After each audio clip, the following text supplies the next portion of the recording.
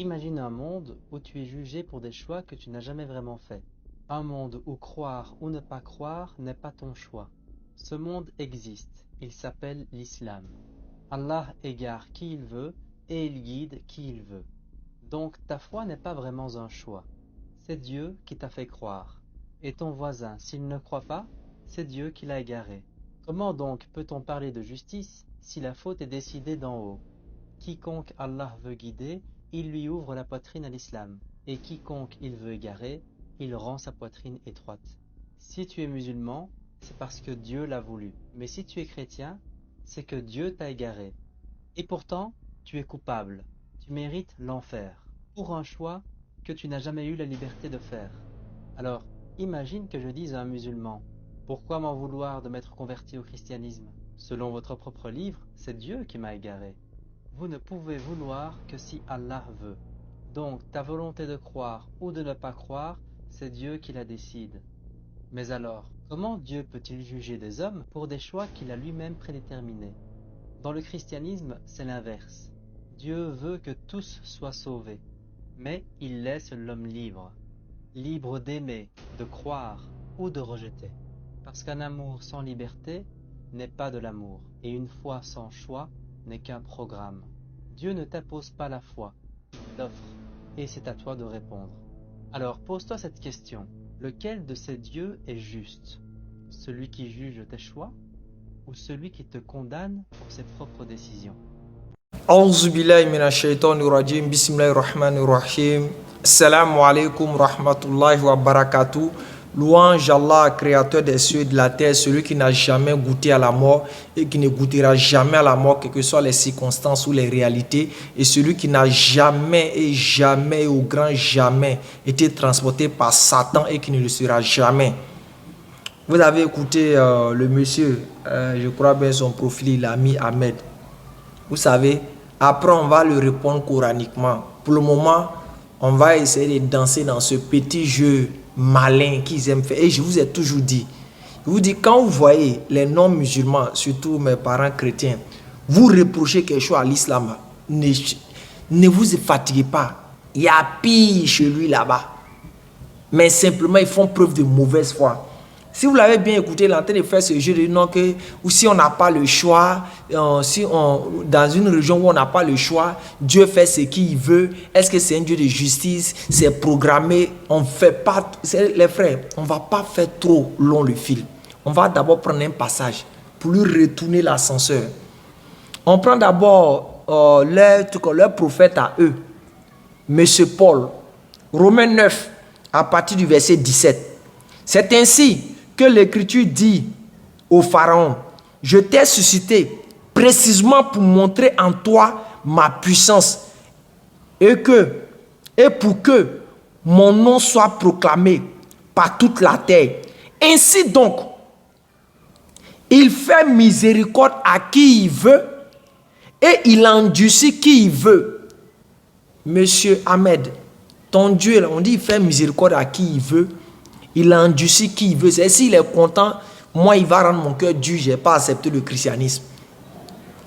S'il n'est pas content, en tout cas ton Dieu, vous voyez ce qu'il dit ici. On joue d'abord avec votre Dieu, à vous.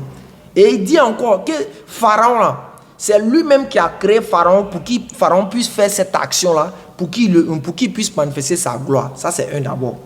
De deux, si selon toi, avec ces règles bidons que tu as voulu établir, comment se fait que ton Dieu, dans ta foi chrétienne, vient parler à ses apôtres et regardez ce qu'il dit.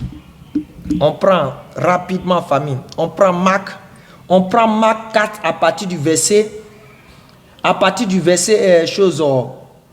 10. Jésus, lorsqu'il fut en particulier, ceux qui l'entouraient avec les 12 l'interrogeaient sur les paraboles. Il leur dit, c'est à vous qu'a été donné le mystère du royaume des cieux. Il dit, c'est à un groupe qu'a été donné le mystère du royaume des cieux. Mais pour ceux qui sont dehors, c'est nous comme ça là, selon vous, vous voyez ce qu'il a dit, pour ceux qui sont dehors, tout se passe en parabole. Maintenant, il va donner la raison de pourquoi ça se passe en parabole. Parce qu'une parabole, c'est souvent une énigme qu'il faut décortiquer. Mais regardez ce qu'il dit. Tout se passe en parabole. Afin que, en d'autres termes, pour que, à cause, afin que, qu'en voyant, il voit et n'aperçoit point. Et qu'en entendant, ils entendent et ne comprennent point. De peur qu'ils ne se convertissent et que leurs péchés ne leur soient pardonnés. Mais monsieur, ces gens de versets sont dans ton document, tu n'arrives pas à expliquer. Tu vas aller établir un contact de justice en islam. Mais ce qui est plus sidérant encore dans ça, si on veut parler de justice, monsieur, je crois bien Ahmed ou quoi, si on veut parler de justice, le fondement de votre doctrine, la base de votre doctrine, le socle de votre doctrine, permettant à l'homme d'aller au ciel, repose sur la mort d'un innocent, tu peux me dire le contraire? Pour que Dieu puisse pardonner les humains, il faut qu'un innocent meure, quelqu'un sans péché. Mais donne-moi, même dans la société la plus médiocre qui puisse exister sur terre, ou la plus sauvage même qui puisse exister sur terre, où c'est celui qui n'a rien fait qui prend la place de celui qui est coupable. Ça existe où? Et je vais te donner un exemple simple.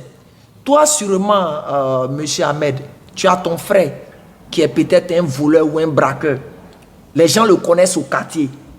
Et un jour, il va faire ses actes de vol et il rentre à la maison. La police arrivant chez vous te prend toi pour aller. Et puis les habitants du quartier sont là. Quelle sera la réaction des habitants du quartier?